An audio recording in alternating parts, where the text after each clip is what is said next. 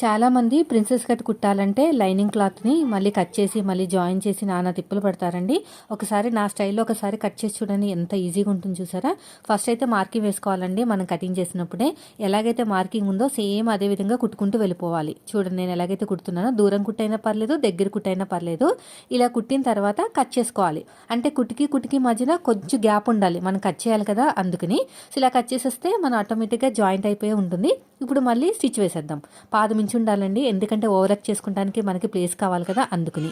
ఇలా నీట్గా కుట్టుకుంటూ వెళ్ళిపోవడమే. చూసారా, సూదిని కిందకి పైకి దింపుకుంటూ అడ్జస్ట్మెంట్ చేసుకుంటూ స్టిచ్చింగ్ చేసుకుంటూ వెళ్ళిపోయామంటే మనకు అస్సలు విసుగు అనేది రాదండి. చాలామంది ఇబ్బంది పడుతూ ఉంటారు, లైనింగ్ని మళ్ళీ అతకడాలు మళ్ళీ జాయిన్ చేయటాలు, అవి ఏం తిప్పలు ఉండవు.